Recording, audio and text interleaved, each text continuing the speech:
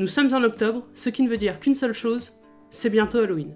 Si ça fait un moment que vous regardez la chaîne, vous n'êtes pas bien nombreux déjà, mais vous avez pu remarquer que à chaque période d'Halloween, j'essaie de sortir une vidéo sur ce thème. Cette année ne va pas faire exception puisque pour le mois d'octobre, je compte bien sortir plusieurs vidéos sur le thème d'Halloween. Et pour cette année, ce que j'ai décidé de faire, c'est de regarder dans ma pile de tissus et de prendre les tissus les plus Halloweenesques que j'ai et d'en faire des vêtements. Et j'en ai trouvé deux. Le premier, Soleil et Lune, qui fait penser un petit peu à un côté sorcière, un petit peu mystique, et le second qui colle encore plus au thème selon moi, un tissu citrouille qui est cependant en assez petite quantité, donc il va falloir que je fasse attention. Pour le premier haut, voici le plan. J'ai eu quelques inspirations que j'ai trouvées sur Pinterest. Le but, c'est de faire un haut, potentiellement que je mettrai par-dessus d'autres choses, et qui ne serait relié sur les côtés que par des rubans que j'attacherai. Et pour le second, le but, ça serait de faire un petit veston, toujours avec des rubans pour le relier à l'avant. Pour réaliser tout ça, je n'ai pas de patron. Donc du coup, ce que je vais faire, c'est que je vais utiliser un t-shirt avec lequel je vais faire des petits marquages pour pouvoir faire le patron et le mettre sur papier. Alors à prendre avec des pincettes. La première fois que je fais ça, mais je pense qu'on va s'en sortir. J'ai enfilé le t-shirt. Maintenant qu'il est enfilé, en fait, je vais pouvoir voir à peu près où j'ai envie que mes éléments s'arrêtent ou que mes éléments commencent. En sachant que pour le veston, par exemple, je vais garder l'effet en manchure. Le problème, c'est que je trouve que c'est trop près de mon bras, c'est trop serré, donc du coup, je vais un petit peu descendre ça et je vais juste marquer où j'ai envie, en fait, que mon col s'arrête, comme je vais faire une espèce de col triangulaire, plongeant sur cet élément-là. Concernant, en revanche, l'autre vêtement, je vais essayer de garder, en fait, une structure plutôt rectangulaire. Du coup, je vais juste faire la continuité de cette forme-là, pour faire en sorte que ça m'arrive à peu près ici. Et j'aimerais faire un col carré, donc je vais un petit peu faire les marquages pour pouvoir tout délimiter. En sachant aussi qu'il me faudrait à peu près une mesure concernant au moins le haut qui s'attache sur le côté. La veste, elle va être un petit peu en fonction en fait de ce que j'aurai comme tissu, parce que vous allez voir, il n'est pas très large. Du coup, je pense que j'ai bien envie que, hop là, pour la veste, ça s'arrête ici. Là, du coup, ici, ça suffira, je pense. Ce sera pas mal. Maintenant que j'ai fait tous mes points de marquage, je vais passer directement au sol et tout reporter directement sur du papier craft, histoire de pouvoir avoir un patron, en fait, qui pourra être réutilisable par la suite, et aussi rajouter les marques de couture. Juste, petite précision, a priori, si on n'est pas trop con, il faudra plutôt faire un prototype, mais comme moi je le suis, j'en fais pas. Parce que je pars du principe que j'ai pas le temps de le faire, donc du coup on va le faire sans prototype, mais normalement il faudrait le faire avec un prototype. Bref, pour l'instant en tout cas j'ai pas de tissu de prototypage, donc du coup je peux de toute façon pas le faire, donc on va continuer quand même. Passage au sol.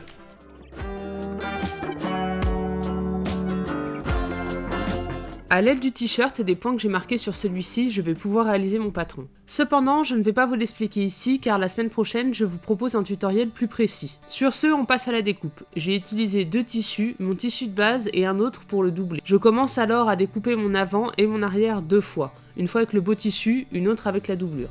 En réalité, mes découpes étaient loin d'être finies, mais je ne vais pas tout vous spoiler.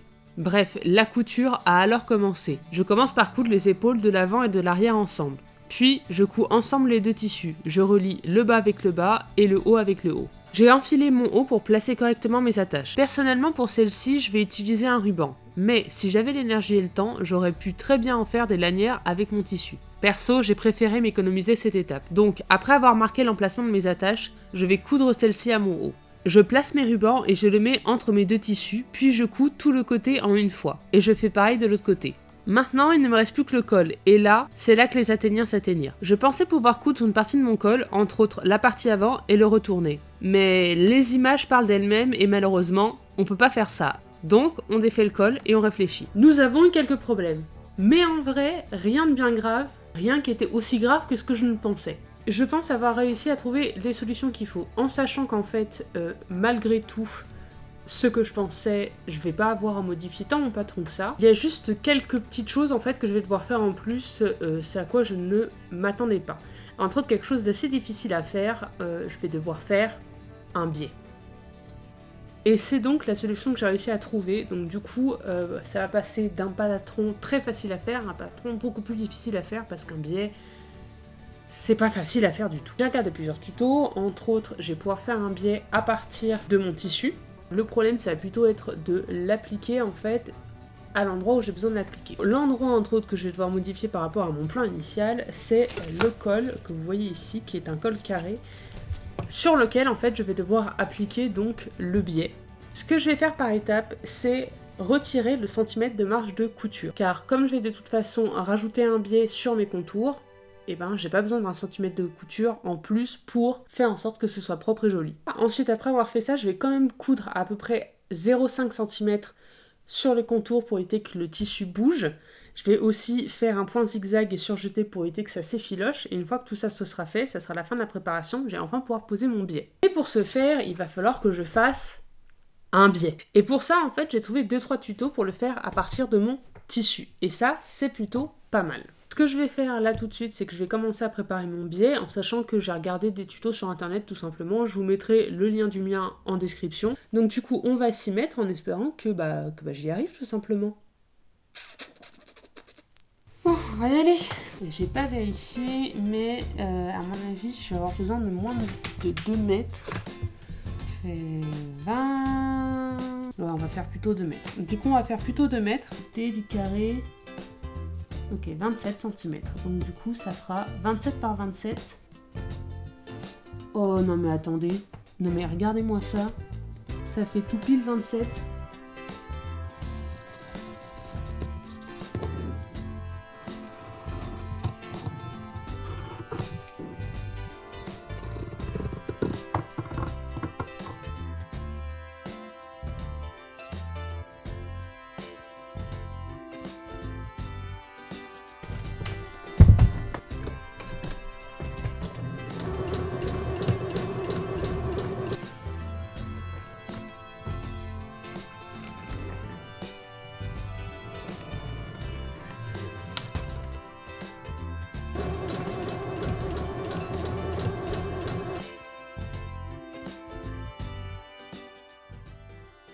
Comme vous pouvez vous en douter, on est sur un nouveau jour. La technique est un petit peu compliquée à faire. J'ai préféré en fait prendre mon temps pour bien me mettre en tête que je vais faire quelque chose de compliqué. Ce qu'on va faire, c'est qu'on va essayer de vraiment poser le biais sur le col, sachant que j'ai tout préparé. J'ai repassé le biais que j'avais réalisé la dernière fois, je l'ai accroché à mon col, et maintenant il va falloir que je fasse 4 angles entrant, ce qui est un petit peu compliqué à faire apparemment, donc on va essayer de faire ça bien.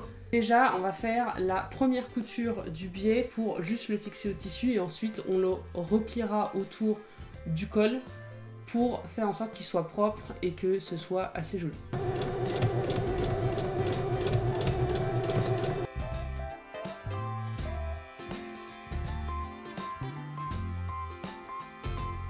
Qu'est-ce que fait là?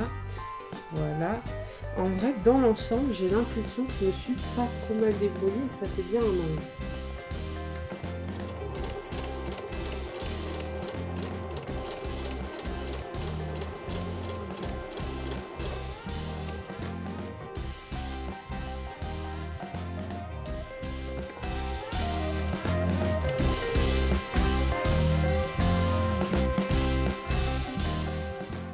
On reprend notre t-shirt et à partir de sa forme et des points que j'ai réalisés, j'ai pu créer mon patron.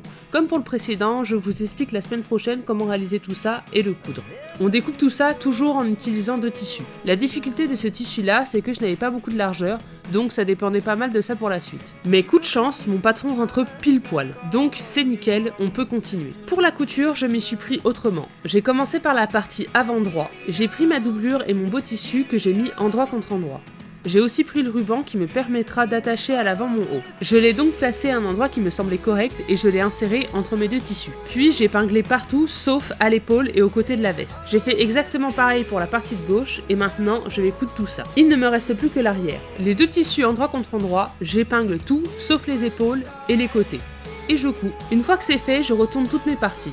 Un petit coup de fer à repasser et maintenant je vais passer à l'assemblage de tout ça. Toujours endroit contre endroit, je place mes éléments et relie les épaules avec les épaules et les côtés avec les côtés. Je couds et à vrai dire, c'est tout.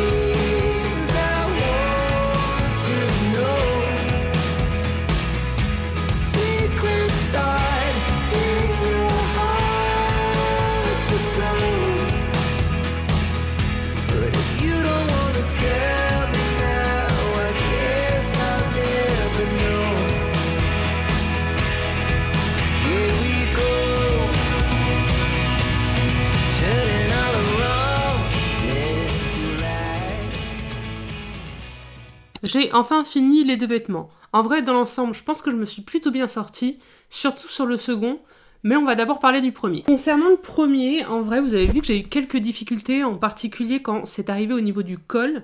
J'ai appris pour la première fois à faire un biais et à le poser. Je pense que je me suis plutôt pas mal sortie, à la limite, ce qui va être un petit peu moins joli, ça va être l'intérieur, mais dans un sens, je pars du principe que je m'en fous un peu. Peut-être qu'il y aurait encore autre chose à retravailler au niveau des angles, mais je reste quand même satisfait parce que comme le tissu était très épais, bah c'est pas non plus hyper évident pour faire un biais qui soit hyper pointu partout. J'aurais quand même quelques modifications à faire si j'avais pu le refaire. À vrai dire, je le trouve un peu trop court, un petit centimètre, voire 2 centimètres en plus sur l'avant, ça aurait été pas mal. Peut-être rétrécir un petit peu le col qui est très très décolleté. Et peut-être retirer un demi-centimètre de chaque côté au niveau des épaules. Mais en soi, ça ne me déplaît pas quand même. En revanche, la leçon, c'est fait des prototypes. C'est juste que moi, comme je fais du YouTube et que je dois aller vite, du coup, je fais pas de prototype pour gagner du temps. Comme quoi, il aurait peut-être mieux paru. Parce que si j'avais dû le refaire, je l'aurais peut-être fait autrement. Mais en soi, je reste quand même satisfait du résultat final et je l'aime beaucoup. Concernant le deuxième petit haut, je suis beaucoup plus satisfait du rendu. En soi, comme j'avais déjà fait toutes les erreurs sur le premier, j'ai moins eu à galérer sur celui-là. Et du coup, j'ai réussi à trouver des solutions assez facilement concernant les problématiques qui allaient potentiellement se poser sur ce haut-là. Je suis assez satisfait, même au niveau de la taille qu'il a, au niveau du rendu, etc. À la limite, la seule chose que j'aurais pu faire en plus, c'est rajouter un biais sur l'intérieur pour que ce soit plus joli sur l'intérieur. Mais là, je suis un petit peu pressée et j'ai pas le temps. Du coup, je l'ai pas fait. Mais je pense que on pourrait rajouter un biais sur l'intérieur pour avoir un fini plus propre que celui-là. Même si en soi, si vous avez une surjeteuse, je pense que ça se fait très bien. La seule leçon que vous devez bien retenir, c'est faites des prototypes, quoi qu'il arrive, lorsque vous voulez faire un projet couture. En soi, même s'il y a eu des loupés en particulier sur le premier, je reste assez satisfait et je pense que les deux, je vais quand même continuer à les mettre. Si vous suivez ma vidéo pour réaliser les mêmes types de hauts, n'hésitez pas à me mentionner dans vos posts TikTok, dans vos Instagram, dans vos stories. Ça me ferait très plaisir de les voir. Et sur ce, moi je vais vous laisser et je vous dis à une prochaine vidéo.